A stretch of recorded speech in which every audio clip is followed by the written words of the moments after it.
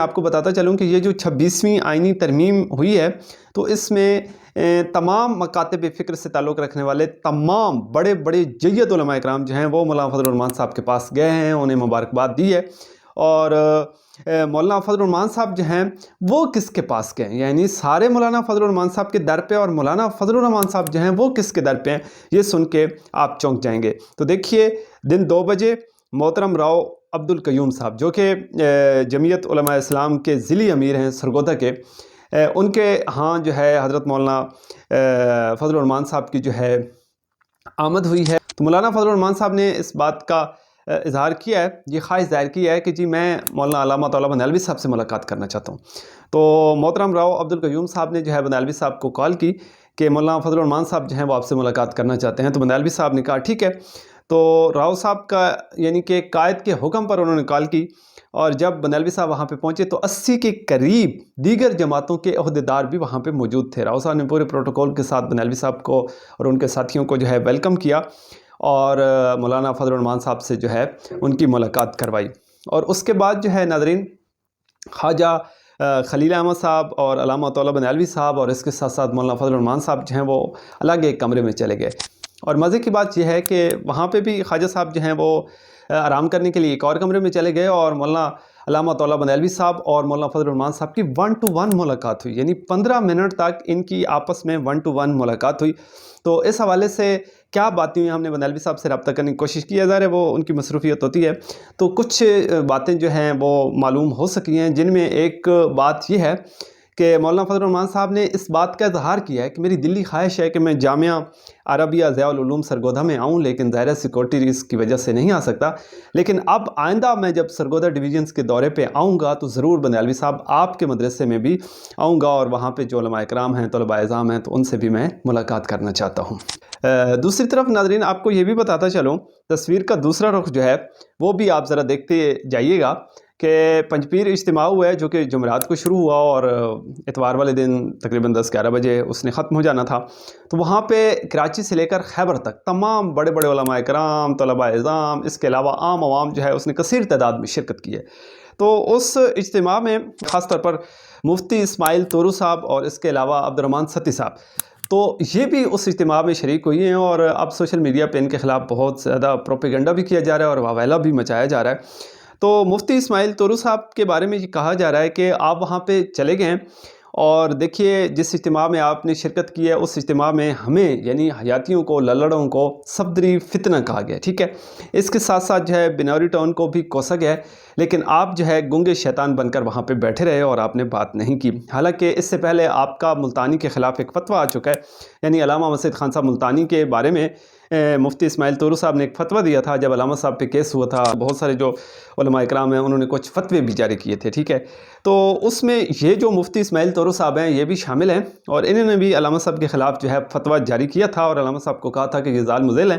اور اس کے علاوہ جو ہے کفر کا بھی خطرہ ہے، خوف ہے، اور انہیں ایمان اور نکاح کی تجدید کی میں دعوت دیتا ہوں، توبہ کی بھی دعوت دیتا ہوں. اور انہوں نے یہ تک بھی کہا تھا کہ اس شخص کے پیچھے نماز بھی جائز نہیں ہے.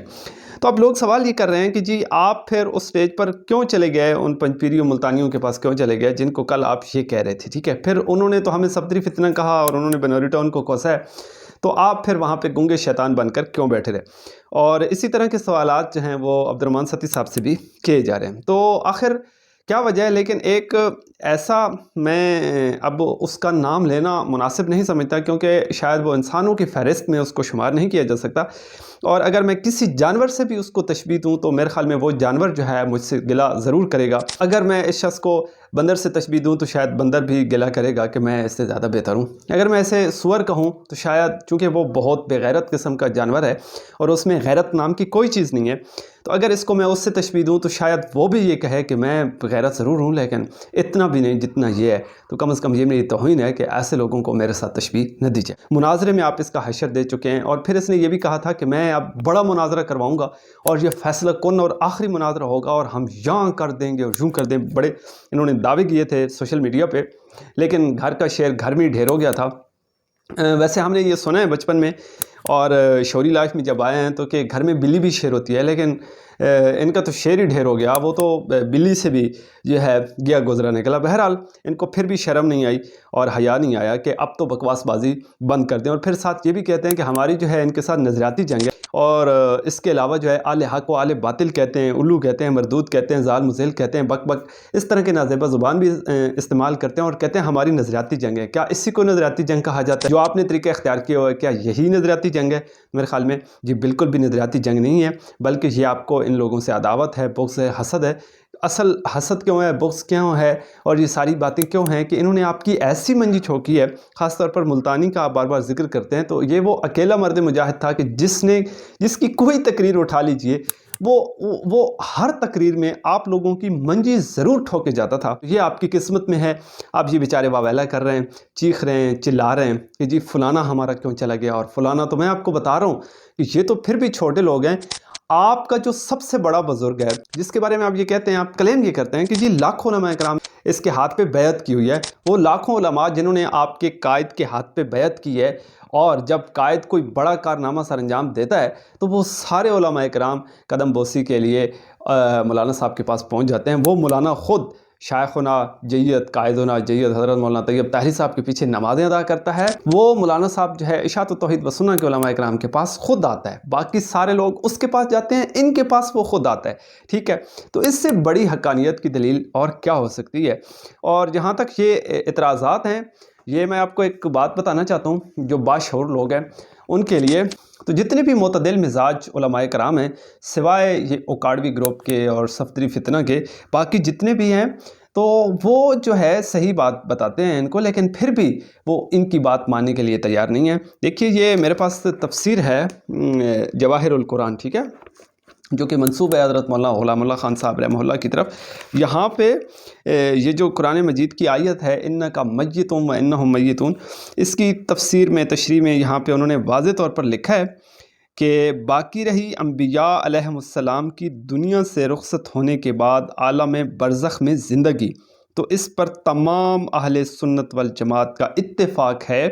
کہ انبیاء علیہم السلام کو عالم برزخ میں نہایت اعلیٰ و عرفہ برزخی حیات حاصل ہے، جو بعض اعتبارات سے دنیاوی حیات سے بھی اقویٰ ہے،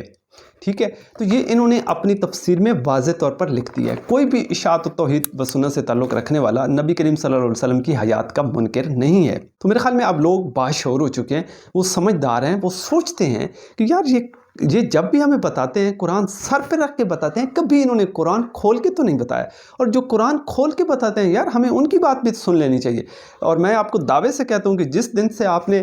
ان لوگوں کی بات سننا شروع کر دی نا جو قرآن کھول کے بتاتے ہیں، یقین جائیے آپ کی زندگی کی کایا ہی پلٹ جائے گی، آپ کی زندگی بدل جائے گی۔ میں یہ نہیں کہتا کہ آپ اشاعت و توحید و سنت کے علماء کو سنیں، یا علماء دیوبند کو سنیں، یا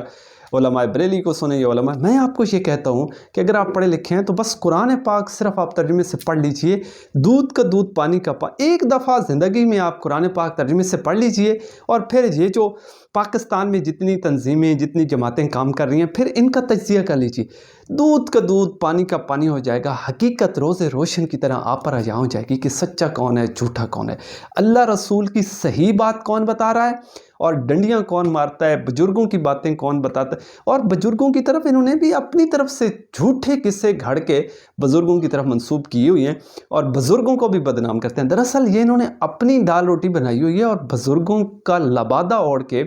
ان کی طرف نسبت کر کے ان کے پیچھے چھپنے کی کوشش کرتے ہیں، کیونکہ سیدھا سیدھا یہ کہیں گے تو ان جاہلوں کی کون مانے گا۔ اب ظاہر ہے وہ بڑے لوگ تھے، نیک لوگ تھے، بڑے بزرگ تھے، ان کا نام لیتے ہیں تاکہ لوگ متاثر ہوں، اور پھر ان کی طرف نسبت کر کے ان کے پیچھے چھپ کے یہ اپنی روزی روٹی کا بندوبست کرتے ہیں۔ تو بس آج کے لیے آپ کے لیے یہ بہت بڑا لیسن ہے، بہت بڑا میسج ہے کہ سب کس کے پاس جا رہے ہیں اور سب کا سردار کس کے پاس جا رہا ہے، یہیں سے آپ اندازہ لگا لیجئے، اور دیکھتے رہیے شجر ٹی وی۔ مجھے دیجیے اجازت، دعا میں یاد رکھیے، اللہ نے کے پاس۔